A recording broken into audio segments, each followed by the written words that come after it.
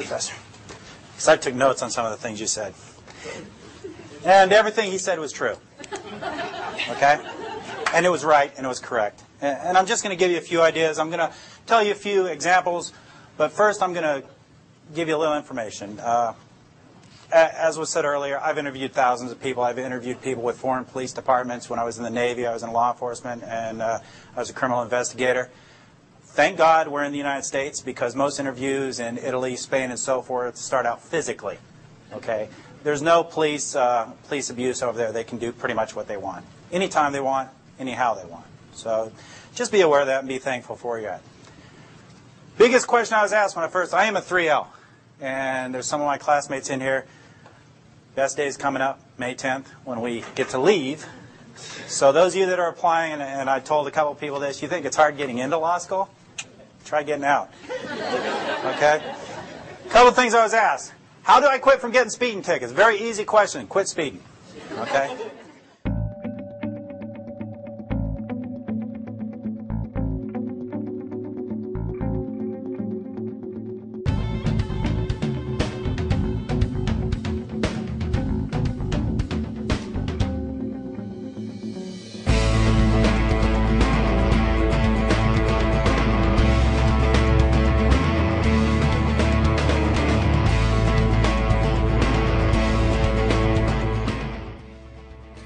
You know, I watched the entire video on Google Video. You guys should watch it too. What I realized when I was done watching that was, A, I'd rather go fishing with the cop than with that lawyer guy. I don't know that I could listen to that lawyer guy much more. It seemed to me, on an instinctive level, I trusted the cop a lot more than I did the lawyer. And I realized, who tells you don't go talk to the cops? Kidnappers, blackmailers, and lawyers. And the lawyer's point was that there's all these body of words, thousands and thousands of statutes, but the cop didn't create them. The lawyers did. And now the lawyers are saying, because of these words that they created, we shouldn't talk to the cops. I know divide and conquer strategy when I see it. They are not your courts. They are private courts. They belong only to the law society. Only they have true access to them. You will never find justice in those courts. You are not a lawyer. They're not yours.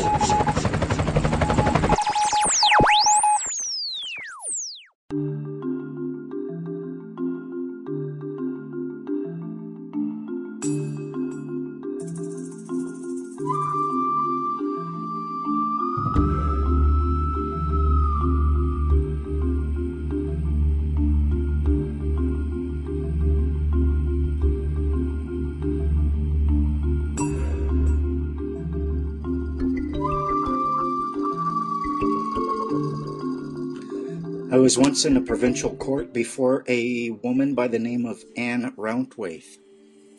She read my letterhead, and when she got to the part where it mentioned the Elizabeth Ann Elaine Society, she choked, and she did not want to put that on the record. The reason is because then she wouldn't be able to claim that I was not a member of a society. And if you're not a member of a society, the Law Society has power over you.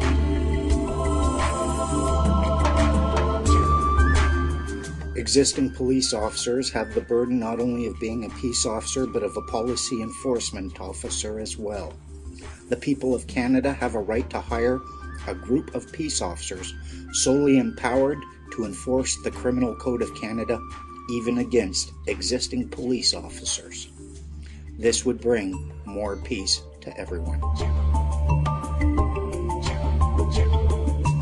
The existing courts have a vested interest in maintaining the status quo. They make a lot of money off the existing system. What we need are true and proper courts within which anyone, be they a free man on the land or a citizen or a ward of the state, can go into and bring criminal charges to bear against existing courts and the people who operate within them. This would bring remedy.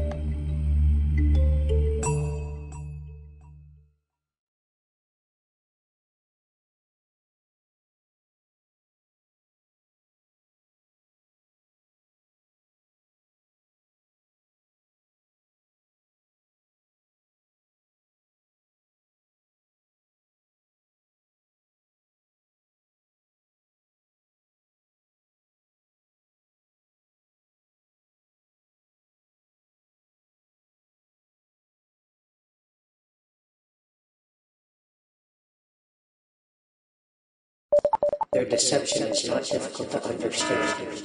What they have done is created legal entities. These legal entities These have names that sound very similar to geographical areas. If you distinguish, however, then you will see the difference. The province of British Columbia is not a geographical area. It is a legal entity. It is a corporation doing business. and you are seen as a resource And your energy is to be extracted. They want to profit from your existence. Dip dap dip dap a dip a dee doo dap a dip a dee doo doop dap a dip a dap a dip a dee doo doop bop a doo wop a dip a dee doo